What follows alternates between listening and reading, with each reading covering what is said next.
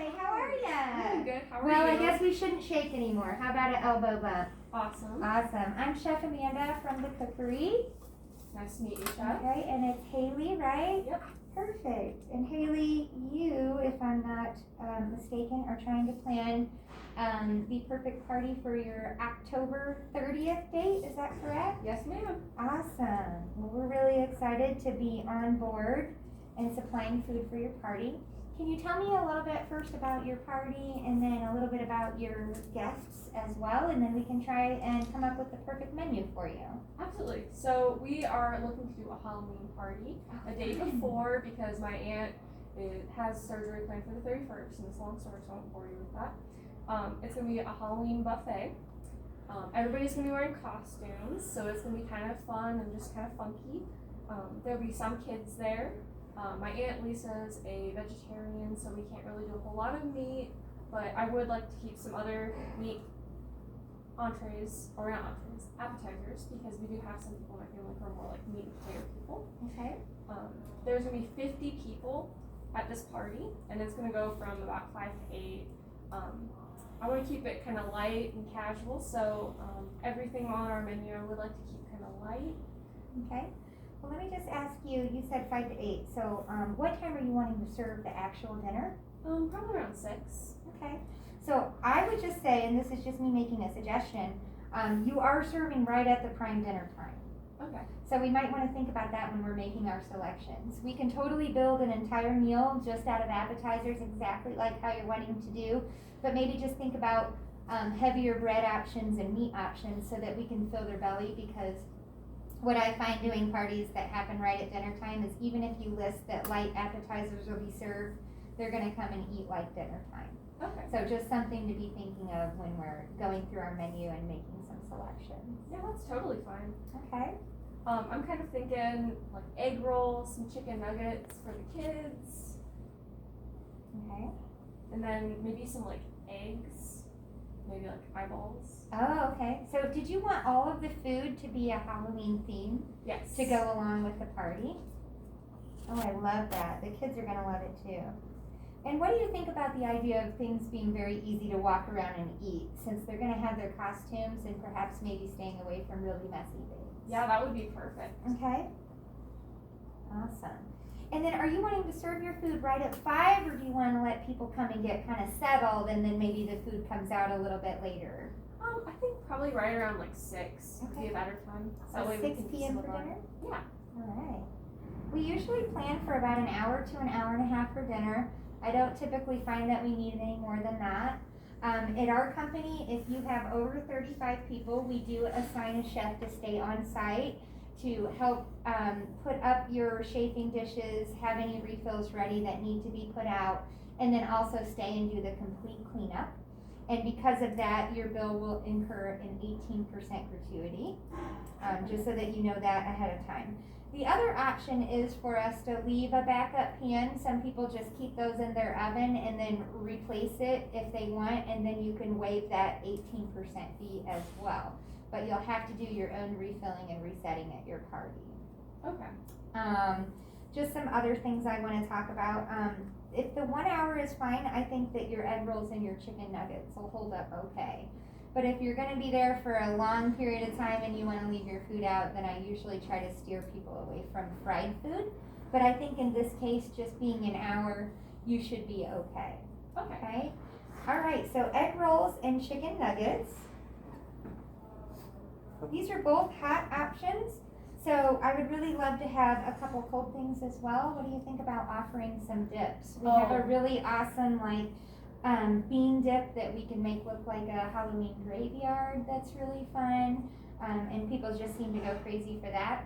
We've also in the past made a really awesome shrimp cocktail brain that looks pretty gruesome, but I didn't know if you wanted to go like gruesome, funky, weird Halloween. Oh, absolutely. Okay. Oh, I love how you're embracing the theme.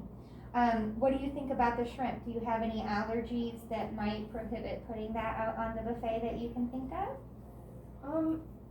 I actually don't know. I'd have to ask some of the people in my party.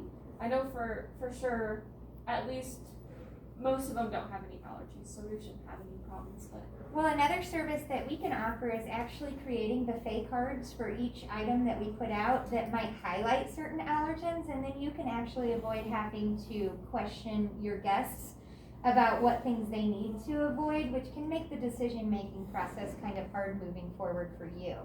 So if you want, we can just add that on as a service that we do for a small charge.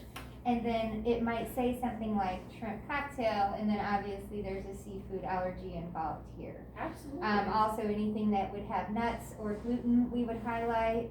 And then, yeah, basically those three are the ones that we're gonna point out.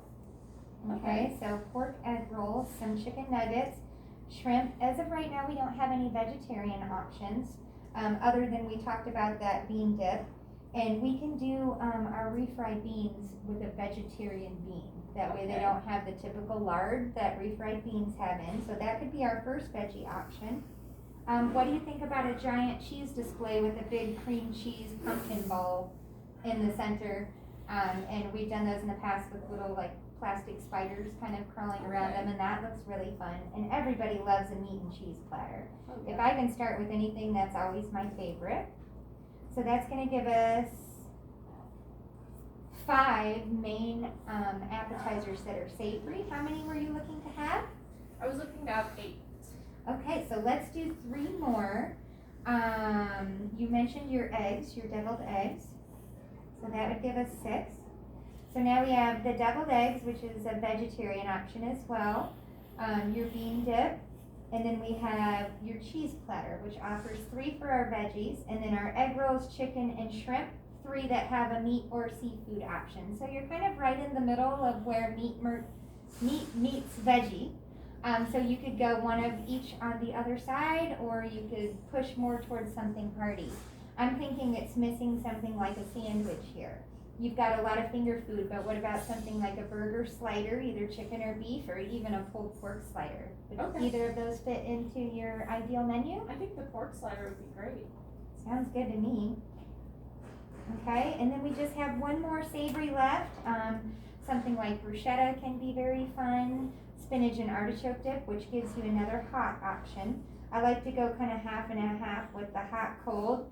So here we have cold, hot, hot, cold, so we're even, and then another cold, cold, and hot. So if you got a hot, you would be 4 and 4. Okay. So a spinach and artichoke dip, or we also have a crab dip for a small upcharge, or you can get the turkey and bean rotel dip, which is like cheesy and salsa, and kids really like that one. I think that one sounds awesome. All right, and then are you having dessert today?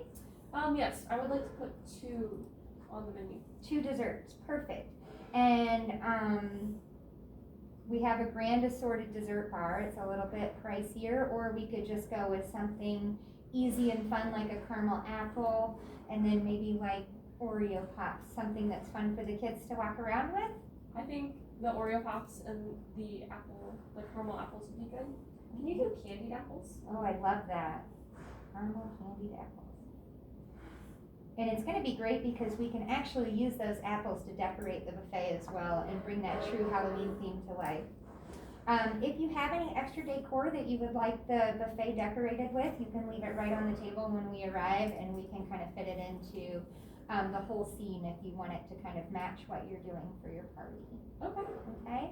And then in addition, since this is a buffet, we do recommend that you have like a hand sort of spritz sanitizer out so that all of your guests use the sanitizer before they walk through the buffet and kind of, slow down the spread of COVID if something like that were to happen. Okay. So we do recommend that you do that as well. Other than that, we will also, if you decide to go with the chef that stays on site, we'll replace your utensils every 15th person through. Okay. Okay? I think I will go with the chef on site. Okay, perfect. So that chef can also be the person that sprays with the sanitizer before everybody goes through the buffet. And we find that doing these 2 things in tandem really helps with the safety issues as well that we're facing as a community. Awesome. Great. Well, thank you so much, Haley. Do you have any other questions? I don't think I do. How do I contact you? Email is the best, that way everything's on record, because I like to go back and look and make sure that we're not missing anything. And then we'll also collect a $100 deposit today, which is gonna save your date, and then we'll expect full payment before your event happens, usually 1 week in advance. Okay. Okay? So what I'll do is put this into an invoice, type it all up, and then I'll email it over to you. Can I have your email address? Yep. CNDNHAY. Great. Awesome. Any other questions today? Nope. All right. Thanks, Haley. I'll be in touch. All right.